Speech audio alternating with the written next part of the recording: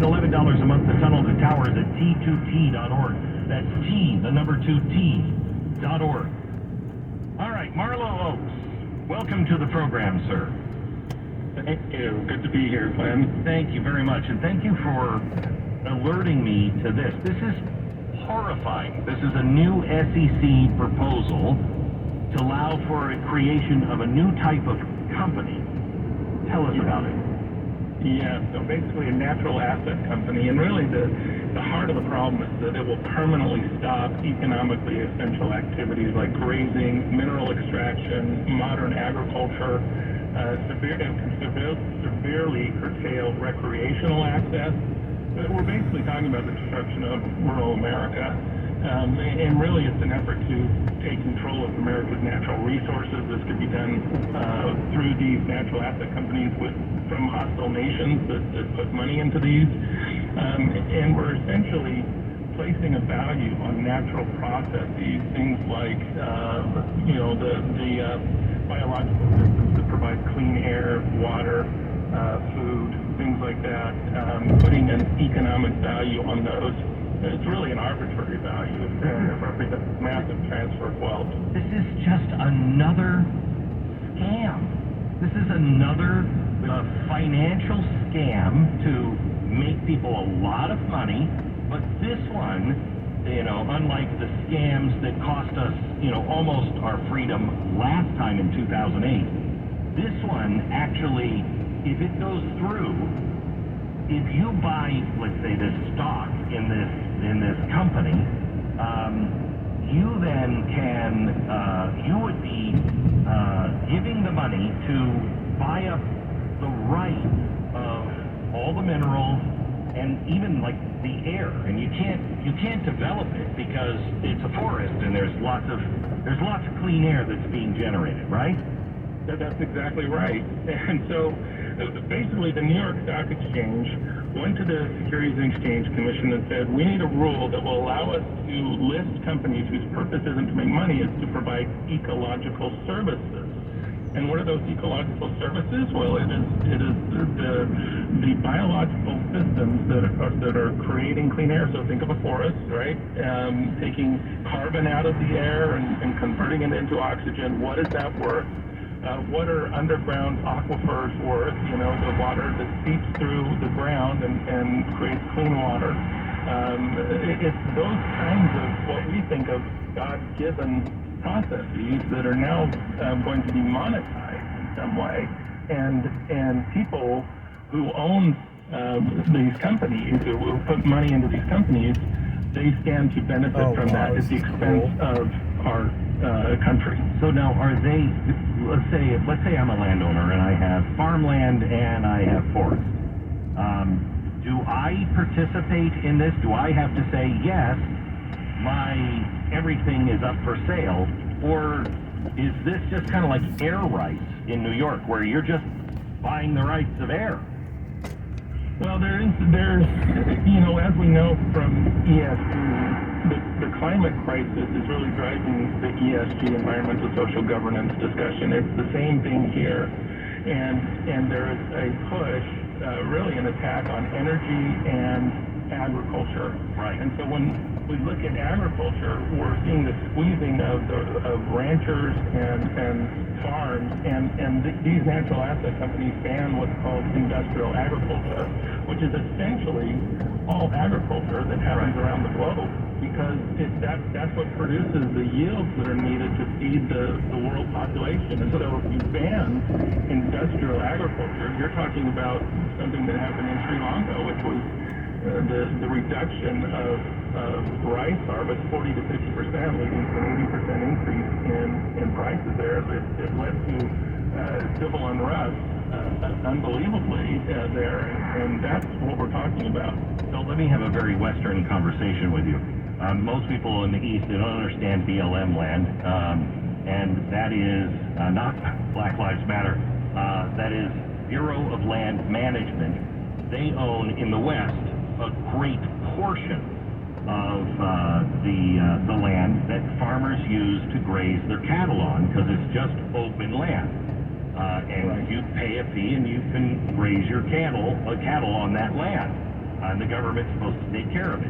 This company, this new natural asset company, would then not take control of the land, right? It would just say no grazing cattle on that land because we need it pure for the carbon offset or whatever. And so it would grab that. But could it grab my land if I'm a farmer? Well, it could be inside of a designated area. So right now in Montana, there are 5 million acres are, they're trying, the federal government, I've forgotten which agency it is designated 5 million acres. They're trying to create a national monument out of this, and there's private land within that. And so your land could be inside of a designated area, and the government wouldn't necessarily buy your land, but you're going to end up with fewer options. Yeah, you won't have any roads maintained. You won't be able to expand or do it. You might be able to be grandfathered into what you're doing right now, but nothing else, right? And the infrastructure will be left alone. Yes, that's right. And so even in the east, you have conservation easements, and so landowners in the east have placed their land in conservation easements, which effectively means that no development can happen, and they do this to get a tax benefit. But over time, because it's in perpetuity, that land, the use of the land when you entered into a conservation easement cannot change. But the subjective nature of creating a sustainable sustainable land going forward means that land can be placed in a natural asset company. These conservation easements can go into a natural asset company and without the landowner's consent, essentially. And so this really affects people in the east and the west. It's just under different designation. Yeah, and it will affect all of us because our food prices will go through the roof. Absolutely. Yeah, and good luck going to a national park. Let me ask you this. How is the New York Stock Exchange pushing for this? Because what this natural asset company, this whole new category, it is non-economic. The land that they would buy as a private entity must support only replenishable activity. So that means that they can only replenish the land. They can't have any economic activity on it. It's assigned an arbitrary value, and then it's traded on that. But you cannot make profit on this. So who would be buying the stock for this? Because you're not going to make money.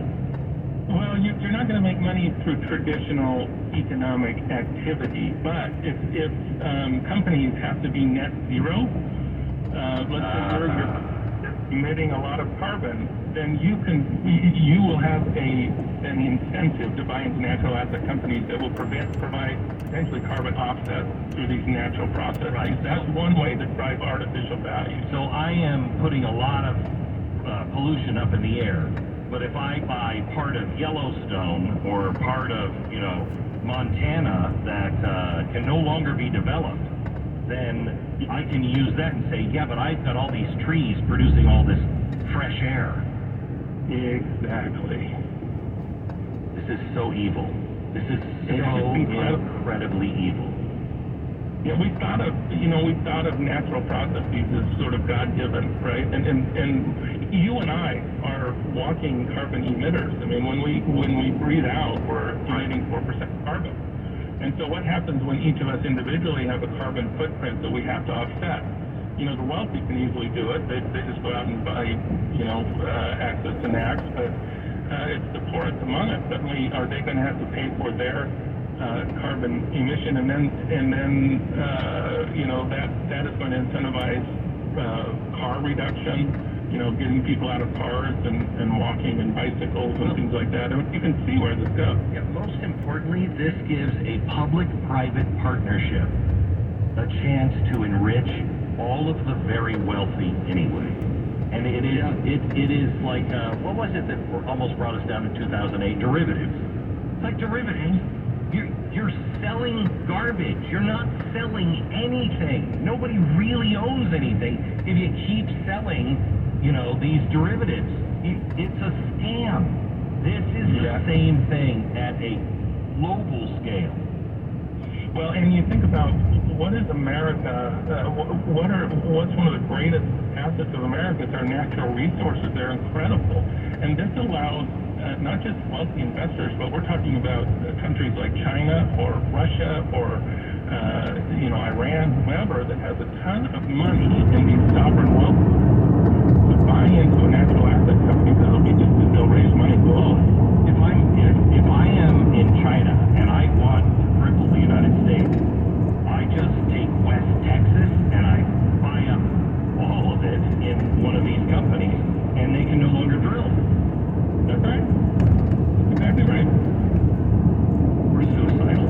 We're absolutely suicidal. Okay, so there is a public comment period, right? And it's right now, and it's been shortened and surprised everybody during the holiday season. So, yeah, is that for the average person? Can they go online or call or what? Yeah, absolutely. So, you know, I'm telling people to contact their federal legislators, their state legislators, you know, to have them reach out people can reach out to legislators, contact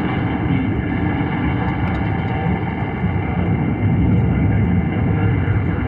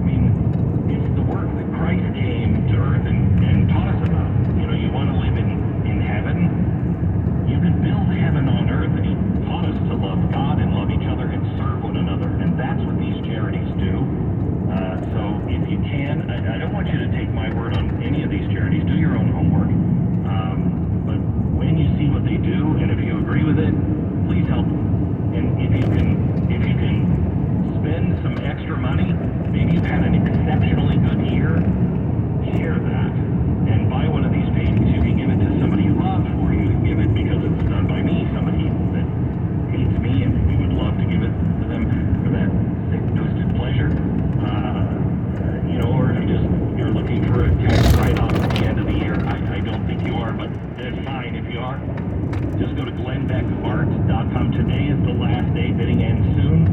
Go to glennbeckart.com and find one of the 3 paintings and bid on it. But if you only have like $5 and you want to give to one of these charities, just go there and you can donate there as well. So no money is coming to me at all. This is all going directly to the charities. So check them out, glennbeckart.com. By the way, you can get gifts now at Glenn Beck Art, 50% off until the end of the week. 50% off the Glenn Beck program. Anna wrote in about her experience with Relief Factor. She says, Relief Factor got me out of pain. Now I can work in my flower garden and walk my dog, run up and down my stairs without being in pain all the time. And I also sleep through the night now, which never used to happen, and I don't have to use an ice pack. It's great. I love this stuff. Thank you. Anna, great way to get your life back. Thank you so much for trying it. Relief Factor is not a drug. It's a daily supplement that helps your body fight that pain by fighting inflammation. And it's 100% drug-free, developed by doctors to help reduce or eliminate your pain. Over 1 million people have tried Relief Factor's Quick Start, and 70% of them have gone on to order it again and again.